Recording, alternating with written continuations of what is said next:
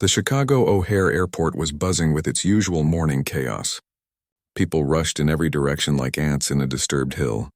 Business travelers in expensive suits hurried past families dragging crying toddlers and oversized suitcases. The smell of coffee from nearby shops mixed with the sound of rolling luggage wheels on the polished floor. Announcements echoed through the terminal speakers every few minutes, calling passengers to different gates. Near gate B12, where a flight to Phoenix was preparing to board, the scene was just as busy as everywhere else. Passengers checked their phones, grabbed last-minute snacks, and complained about delayed flights. Some people slept in uncomfortable plastic chairs while others paced back and forth, clearly stressed about their travels. In the middle of all this chaos sat an old man in a worn wheelchair. He was positioned slightly away from the main crowd, near a large window that looked out at the runway. The morning sun streamed through the glass, creating a gentle glow around his silver hair. Unlike everyone else who seemed to be in a constant state of motion, this man sat perfectly still. His name was Frank Miller, though nobody at the airport knew this yet. He was 82 years old, with deep lines carved into his face that told stories of many years lived. His hair was completely gray and neatly combed, even though it was thin and wispy. He wore a simple brown jacket that had seen better days. The fabric was faded and there were small patches where it had been carefully mended. His jeans were clean but old, with worn spots at the knees. Frank held a small canvas bag in his lap with both hands. The bag was olive green and looked like it might have been military issue many decades ago. It was not fancy or expensive, just practical and sturdy. Inside the bag were a few personal items, some old photographs and documents that he kept private. The bag never left his side, and he protected it like it contained the most valuable treasure in the world. What made Frank different from other elderly passengers was not just his quiet manner, but something in his eyes. They were gray-blue like storm clouds, and they seemed to see everything around him. Even though he sat still, his eyes moved constantly, watching people, observing their behavior, taking in details that most others missed. It was the kind of awareness that comes from years of training and experience. On his jacket lapel, barely visible unless someone looked closely, were several small pins and ribbons. Most people walking by would not notice them at all. They looked like ordinary decorations that old men sometimes wear. But these were not ordinary pins. Each one represented something significant, something earned through sacrifice and courage. Frank kept them small and understated because he did not like to draw attention to himself. The wheelchair Frank sat in was not electric or fancy. It was a basic model, the kind that hospitals loaned to patients. The metal was scratched and the padding on the seat was thin from years of use. Frank did not complain about the uncomfortable chair. He had learned long ago to find comfort in simple things and not to expect luxury. As Frank sat watching the busy gate area, he noticed all kinds of people. There were young families with excited children going on vacation, business travelers who looked stressed and important, elderly couples holding hands as they prepared for what might be their last big trip together. College students with backpacks, probably heading home to visit family. Frank did not judge any of these people. He had learned that everyone has their own story, their own struggles and victories. He watched a young mother trying to keep her toddler entertained while managing 2 carry-on bags. He saw an elderly woman saying goodbye to her adult son, both of them trying not to cry. These small human moments interested him more than anything else. The gate agent, a tired-looking woman in her 40s, announced over the microphone that boarding would begin soon. She asked passengers to have their boarding passes and identification ready. Frank slowly reached into his jacket pocket and pulled out a crumpled boarding pass. It was for seat 34F, near the back of the plane in the economy section. He also pulled out an old wallet that contained his driver's license and other identification. Frank had saved money for months to afford this trip. It was not a vacation or a business trip. He was traveling to Phoenix to attend a reunion. Not just any reunion, but a gathering of men he had served with many years ago in a place far from home. Many of his old friends were gone now, claimed by age and illness. This might be the last time the remaining few would be able to get together. The reunion was important to Frank, but the journey itself was difficult. Flying had become complicated for someone his age. The security lines were long and confusing. The seats were too small and uncomfortable. The airports were loud and crowded, but Frank endured all of this because seeing his old friends one more time was worth any amount of difficulty. As he sat waiting for his boarding group to be called, Frank thought about the young men he would see in Phoenix. Of course, they were not young anymore. They were all old men now, with gray hair and wrinkled faces just like him. But in his mind, he could still see them as they were decades ago. Young, strong, brave, and full of hope for the future. Frank did not know that in just a few minutes, his quiet journey would be interrupted by someone who would change the entire atmosphere of Gate B12.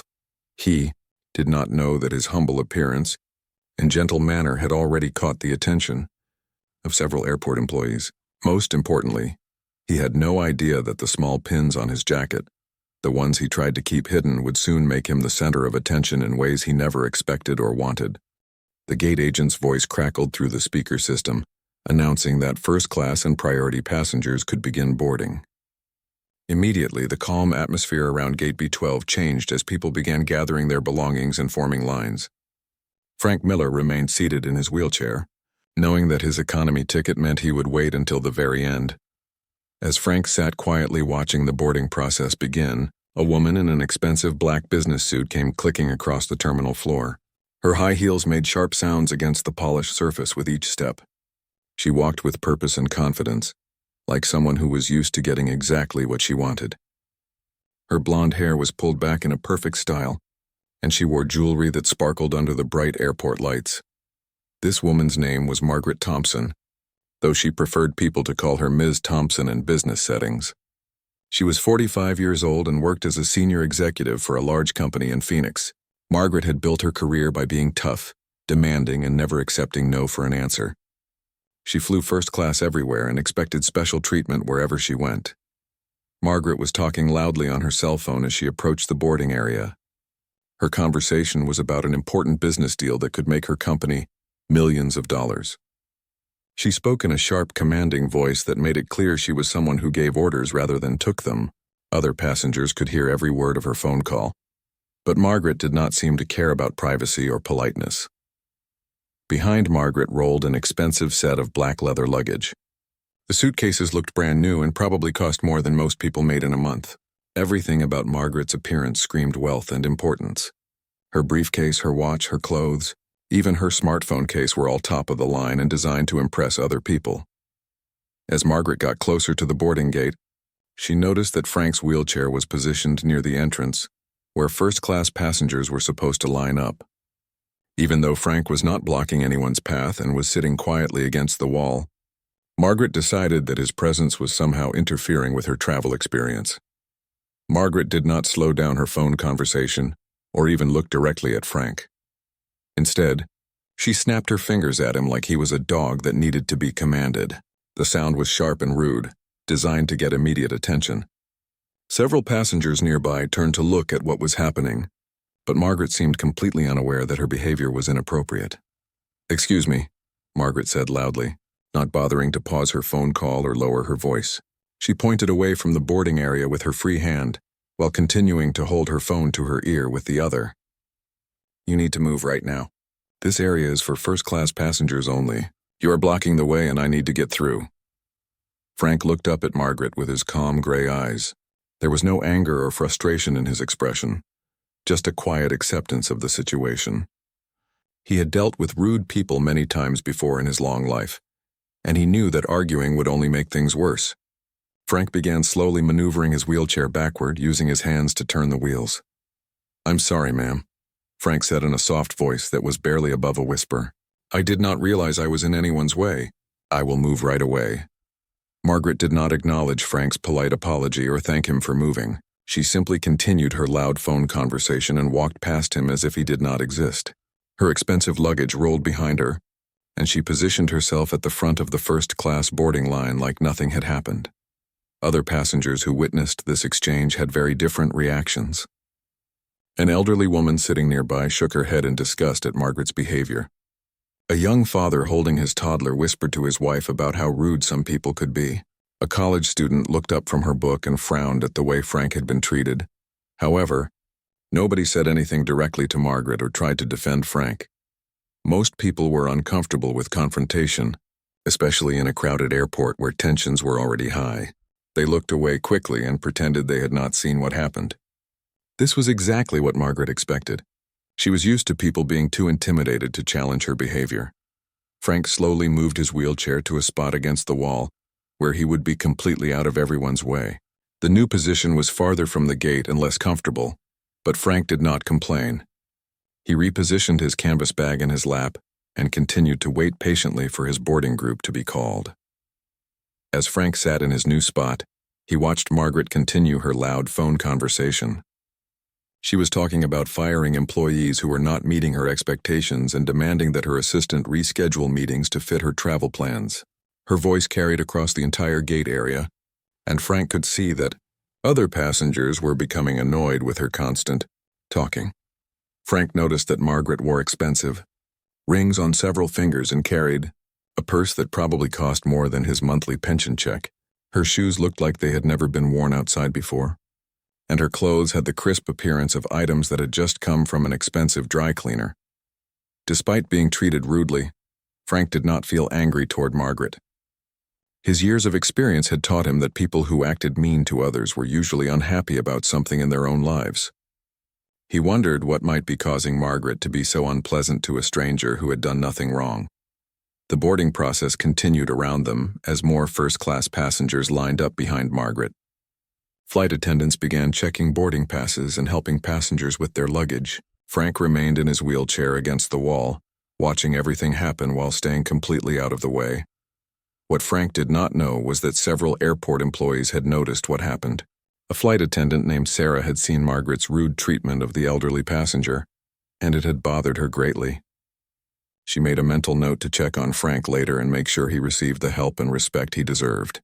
Sarah Martinez had been working as a flight attendant for 12 years, and in that time she had seen all kinds of passengers. She had dealt with rude travelers, crying babies, nervous flyers, and demanding customers. But what she had just witnessed between the businesswoman and the elderly man in the wheelchair bothered her more than usual. Sarah was 34 years old with kind brown eyes and dark hair, pulled back in the neat style required by the airline. She had grown up in a military family, with her father serving in the Navy for 20 years. This background had taught her to respect older people, especially those who might have served their country. She also believed strongly in treating everyone with dignity, regardless of what class ticket they held. As Sarah watched the boarding process continue, she could not stop thinking about the old man sitting alone by the wall. Something about his quiet dignity had caught her attention, while other passengers complained about delays, argued about seat assignments, or demanded special treatment. This man simply sat patiently without making any fuss. Sarah noticed how the elderly man held himself straight, despite being in a wheelchair. His posture reminded her of her grandfather, who had also been a military man. There was something about the way he kept his canvas bag close to his chest and how his eyes stayed alert and aware of everything happening around him. After helping several first-class passengers find their seats and store their luggage, Sarah decided she needed to check on the man by the wall. She walked over to him with a warm smile, her airline uniform neat and professional. Other passengers were still boarding, but Sarah felt this was important. "Good morning, sir," Sarah said gently, crouching down so she would be at eye level with Frank.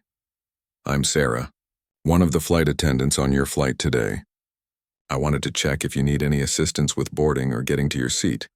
Frank looked up at Sarah with surprise. After being treated rudely by Margaret, he had not expected anyone to show him kindness. His weathered face broke into a small smile and his gray eyes seemed to brighten slightly. "That is very kind of you, miss," Frank replied in his soft voice. "I appreciate you asking, but I do not want to cause any trouble. I know I will be boarding with the last group, so I am just waiting my turn." Sarah noticed that Frank's hands shook slightly as he reached into his jacket pocket to show her his boarding pass. The paper was already wrinkled from being handled, and Sarah could see that it was for seat 34F in the economy section at the very back of the plane. "There is no trouble at all, sir," Sarah said warmly. "It is my job to help passengers, and I want to make sure everyone has a comfortable flight. May I ask if this is your first time flying with us?" Frank shook his head slowly. "No, I have flown before, but not very often. This trip is special, though. I'm going to Phoenix to see some old friends. We served together many years ago, and we try to meet up when we can. Not many of us are left anymore." When Frank mentioned serving with friends, Sarah's attention sharpened. Her military family background made her more sensitive to hints about military service. She noticed that Frank spoke about his friends with deep respect and affection, the way veterans often talked about their fellow soldiers.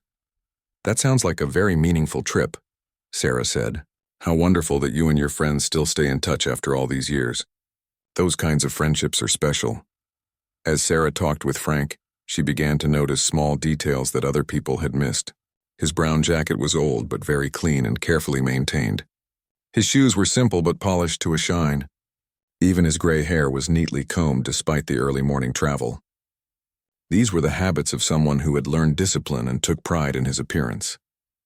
Sarah also noticed that Frank kept glancing at his canvas bag, as if checking to make sure it was still secure in his lap. Whatever was inside that bag was clearly important to him.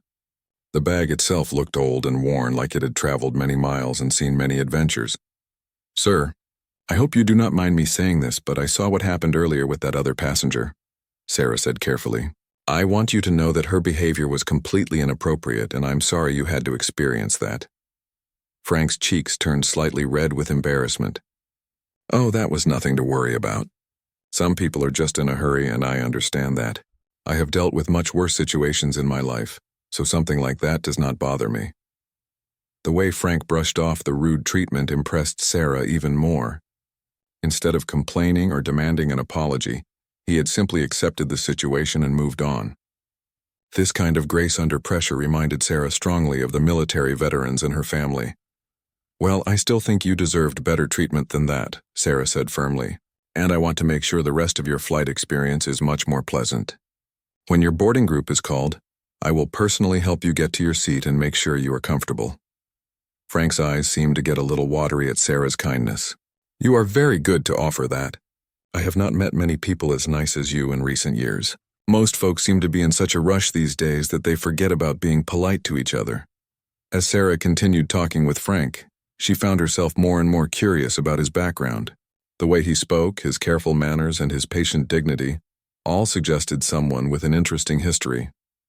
She wondered about the friends he was going to see and what kind of service they had shared together. Sarah also noticed that other passengers walking by seemed to completely ignore Frank, as if elderly people in wheelchairs were invisible to them. This made her even more determined to show him special attention and make sure he felt valued and respected. "I need to help a few more passengers get settled," Sarah told Frank, "but I will be back to check on you before your boarding group is called. Is there anything you need right now? Water, a snack, or maybe a pillow for the flight?" Frank shook his head gratefully. "No thank you, dear. Just talking with you has made my day much brighter. It is nice to know there are still good people in the world who care about others." Captain Miguel Rodriguez was completing his final pre-flight checks in the cockpit when he heard his flight attendant Sarah talking to the gate agent about an elderly passenger who needed special assistance. As the captain of this flight to Phoenix, Miguel always made it his responsibility to know about passengers who might need extra help or attention during the journey. Miguel was 42 years old and had been flying commercial airlines for 15 years. Before becoming a commercial pilot, he had served 8 years in the United States Air Force, flying cargo planes and transport missions around the world. His military background had taught him to pay attention to details and to show respect for those who had served their country. The cockpit was filled with the familiar sounds of switches being tested and systems coming online. Miguel's co-pilot was running through the standard checklist while Miguel reviewed the weather reports for their route to Phoenix. Everything looked routine for what should be a smooth 3-hour flight, but Miguel could not stop thinking about what he had overheard regarding the elderly passenger. During his years of flying, he had learned that taking a few extra minutes to personally check on passengers who might need help often made a big difference in their travel experience. His military training had also taught him to respect senior citizens, especially those who might be veterans. "I'm going to step out and check on our passengers before we finish boarding," Miguel told his co-pilot. "Keep running through the pre-flight checklist and I'll be back in a few minutes." Miguel straightened his captain's uniform and walked through the first-class cabin toward the gate area. His uniform was dark blue with gold stripes on the sleeves indicating his rank as captain. On his jacket were several pins and ribbons from his military service, though they were much smaller and less noticeable than what active duty personnel might wear. As Miguel entered the boarding area, he immediately spotted Frank Miller sitting in his wheelchair by the wall. Even from a distance, Miguel could tell this was the passenger Sarah had been concerned about. The old man sat very straight despite being in a wheelchair, and there was something about his posture that reminded Miguel of military bearing. Sarah was busy helping other passengers board the plane, so Miguel decided to introduce himself directly to Frank. As he walked closer, Miguel began to notice small details about the elderly man's appearance that caught his professional eye. Frank's brown jacket was old but extremely well maintained. His gray hair was neatly combed and his face was freshly shaved despite the early morning departure time. His shoes, though simple, were polished to a high shine. These were all habits that Miguel recognized from his own military training. "Good morning, sir," Miguel said as he approached Frank's wheelchair. "I'm Captain Rodriguez and I'll be flying you to Phoenix today. I wanted to personally introduce myself and see if there's anything special I can do to make your flight more comfortable." Frank looked up with surprise and gratitude. It was unusual for a captain to take time to speak with economy passengers before a flight. "That is very kind of you, Captain," Frank replied in his soft voice. "I am Frank Miller and I appreciate you taking the time to check on me. Your flight attendant, Sarah, has already been wonderfully helpful." As Miguel spoke with Frank, his trained eye began to notice small details on Frank's jacket that other people had missed completely. Near the left lapel, partially hidden by the fold of the jacket, were several small pins and ribbons. At first glance, they looked like ordinary decorations that older men sometimes wore, but Miguel's military background allowed him to recognize them for what they really were. Miguel's breath caught slightly as he realized he was looking at military service decorations. But these were not just any decorations. Even though they were small and understated, Miguel could see the distinctive purple and white ribbon of a Purple Heart medal. His heart rate increased as he recognized additional ribbons that indicated combat service. "Mr. Miller," Miguel said carefully, "I hope you don't mind me asking, but did you serve in the military?" Frank's face turned slightly red with embarrassment, and he instinctively moved his hand to cover the pins on his jacket. "Yes, I did serve, but that was a very long time ago. I don't like to make a big deal about it." Miguel's military training had taught him to recognize different service ribbons and decorations, and what he was seeing on Frank's jacket was extraordinary. Along with the Purple Heart, he could make out what appeared to be a Bronze Star ribbon and possibly even a Silver Star. There were also campaign ribbons that suggested service in multiple conflicts. "Sir, with your permission, could you tell me a little about your service?" Miguel asked respectfully. "I served in the Air Force myself, so I have great respect for fellow veterans." Frank hesitated for a moment, clearly uncomfortable with the attention. "I served in Korea and later in Vietnam. I was just doing my job like everyone else. Nothing special about it." But Miguel knew this was far from ordinary service. The combination of decorations on Frank's jacket told a story of exceptional bravery and sacrifice. The Purple Heart meant Frank had been wounded in combat while serving his country. The Bronze Star and Silver Star were awarded only for extraordinary heroism in battle situations. Miguel felt his chest tighten with emotion as he realized he was speaking with a genuine war hero. This humble old man sitting quietly in his wheelchair had probably saved lives and shown incredible courage under fire. Yet Frank seemed almost ashamed to talk about his service, as if he did not want to bother anyone with his story. "Mr. Miller, I need to ask you something," Miguel said, his voice becoming more formal and respectful. "Are you traveling alone today?" "Yes, Captain. I am going to Phoenix for a reunion with some men I served with. We try to get together when we can, though there are fewer of us every year." Miguel nodded, understanding. He had attended similar reunions with his Air Force friends and knew how important these gatherings were for veterans. The fact that Frank was making this journey despite his age and physical limitations showed how much these friendships meant to him.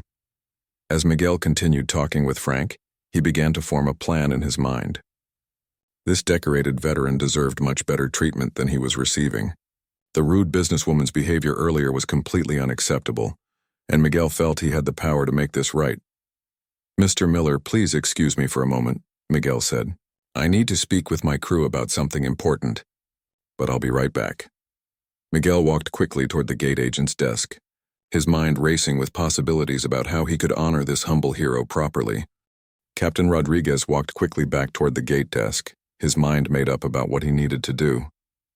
He had spent his entire military and civilian career believing that heroes should be honored, not ignored. Frank Miller was clearly a decorated combat veteran who deserved respect, not the rude treatment he had received from other passengers. Miguel approached the gate agent, a tired-looking woman named Patricia, who was busy checking boarding passes. "Patricia, I need you to stop boarding for just a moment," he said in his calm but authoritative captain's voice. "I have something important that needs to happen before we continue." Patricia looked confused. It was unusual for a captain to halt boarding unless there was a safety issue or mechanical problem. "Is everything okay, Captain Rodriguez? Is there something wrong with the aircraft?" "Nothing is wrong with the plane," Miguel replied. "But there is something very right that needs to be acknowledged. Please announce that boarding is temporarily paused." While Patricia made the announcement over the loudspeaker, Miguel walked back toward Frank Miller, who was still sitting patiently in his wheelchair by the wall. Frank looked up with concern when he saw the serious expression on the captain's face. "Mr. Miller, I need to ask you to trust me for a moment," Miguel said gently. "What I'm about to do might make you uncomfortable, but I believe it is the right thing to do. You have spent your whole life serving others and asking for nothing in return. Today, it is time for others to serve you." Frank's gray eyes showed confusion and a little worry. "Captain, I really don't want any special treatment. I'm fine just boarding with my group and sitting in my assigned seat. Please don't go to any trouble for me." Miguel smiled warmly. "Sir, with all due respect, this is not about special treatment. This is about giving honor where honor is due. Will you allow me to do what I feel is right?" Frank hesitated, then nodded slowly. He trusted this kind captain who had taken time to speak with him personally. Something in Miguel's eyes reminded Frank of the good officers he had served under during his military years. Miguel positioned himself next to Frank's wheelchair and took a deep breath. The boarding area was still crowded with passengers waiting to continue getting on the plane. Margaret Thompson was near the front of the line, still talking loudly on her phone and looking annoyed about the delay. In a clear, strong voice that carried across the entire gate area, Captain Rodriguez began to speak. "Ladies and gentlemen, may I have your attention, please? Before we continue boarding, I need to address something important." The conversations throughout the gate area gradually died down as passengers turned to look at the captain. Even Margaret ended her phone call and looked up with irritation, wondering why her boarding was being delayed. Miguel continued in his commanding voice. "I want to introduce you to Mr. Frank Miller, who is traveling with us today to Phoenix. Mr. Miller is a decorated combat veteran who served our country with extraordinary courage in both the Korean War and the Vietnam War." Frank's face turned red with embarrassment, as all eyes in the gate area focused on him. He tried to shrink down in his wheelchair, clearly uncomfortable with the sudden attention. But Miguel gently placed a reassuring hand on his shoulder. "Mr. Miller was wounded in combat while serving his country," Miguel announced. "He was awarded the Purple Heart, the Bronze Star, and the Silver Star for his heroic actions in battle. He risked his life so that we could have the freedoms we enjoy today." A hush fell over the entire gate area. Passengers who had been rushing around and complaining about delays suddenly felt very small compared to the quiet hero sitting in the wheelchair. Many people had never met someone who had been decorated for combat bravery. Captain Rodriguez then did something that surprised everyone, including Frank. Miguel stepped back and came to full military attention. In one sharp, precise movement, he raised his right hand in a perfect military salute directed toward Frank Miller. "Sir, on behalf of this flight crew, this airline, and every passenger on this aircraft, I salute your service and sacrifice for our nation," Miguel announced loudly. Frank's eyes immediately filled with tears. His hands shook as he slowly raised his right hand to return the salute. Despite his age and frail condition, Frank's salute was sharp and military precise, showing that some training never leaves a person. The effect on the other passengers was immediate and powerful. An elderly woman near the back of the boarding area started clapping. Within seconds, the applause spread throughout the gate area. As passengers realized they were witnessing something special, people began standing up to show their respect. Margaret Thompson, who had been so rude to Frank earlier, suddenly understood exactly who she had mistreated. Her face went pale as she realized she had ordered a war hero to move out of her way. The expensive clothes and jewelry she wore seemed meaningless compared to the small ribbons on Frank's old jacket. "Mr. Miller," Captain Rodriguez continued, It would be my honor to have you as my guest in first class today. Please allow us to upgrade your seat as a small token of our appreciation for your service." Frank wiped tears from his eyes with a shaking hand. "Captain, that is far too generous. I cannot accept such kindness." "Sir, you already paid the highest price possible for your country," Miguel replied firmly. "Today your country pays you back in the smallest way possible." Sarah, the flight attendant, appeared with a wheelchair helper to assist Frank to the front of the boarding line. As they moved past the other passengers, person after person reached out to shake Frank's hand or pat his shoulder. "Thank you for your service," people said over and over. When Frank's wheelchair rolled past Margaret Thompson, she stepped forward with tears in her own eyes.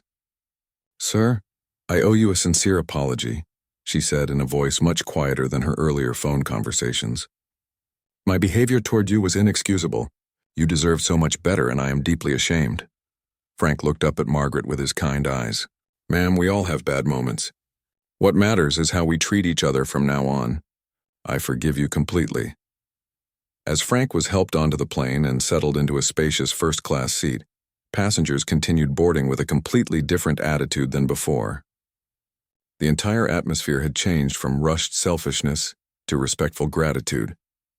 Captain Rodriguez made one final announcement before taking his place in the cockpit. "Ladies and gentlemen, today we are all honored to fly with a true American hero. Mr. Miller's courage in combat helped protect the freedoms we all enjoy. Let us never forget the sacrifices made by veterans like him." The flight to Phoenix became a celebration of service and sacrifice, proving that true heroism never goes unrecognized for long when good people choose to do what is right. Sarah settled into her comfortable first-class seat and immediately pulled out her laptop computer. She had learned to use every available minute for work, and the 2-hour flight to Chicago would give her time to review her presentation one more time.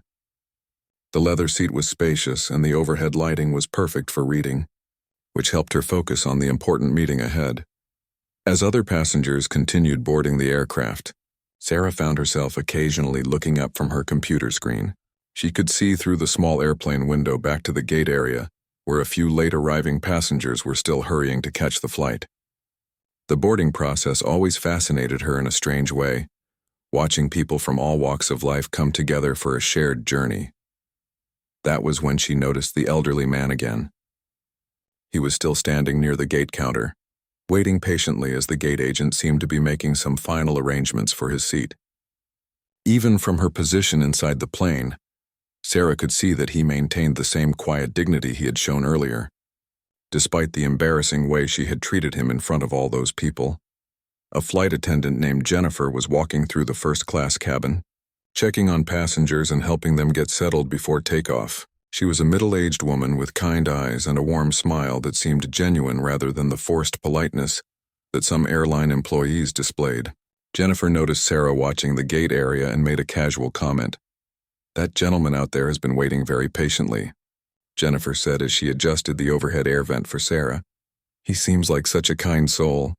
I spoke with him briefly when he first arrived at the gate, and he was very polite and grateful for any help we could provide. You do not see that level of courtesy very often these days."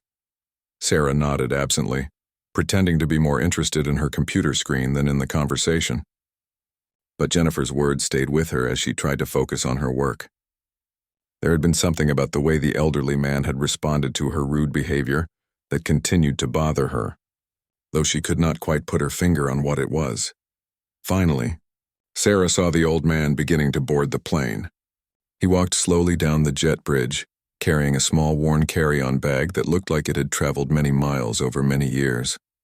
As he entered the aircraft, Sarah got a better look at him and noticed details she had missed during her rush to board earlier. His brown jacket was actually quite neat and well-maintained, despite its age. His posture was straight and proud, even though he moved carefully as if certain movements caused him discomfort.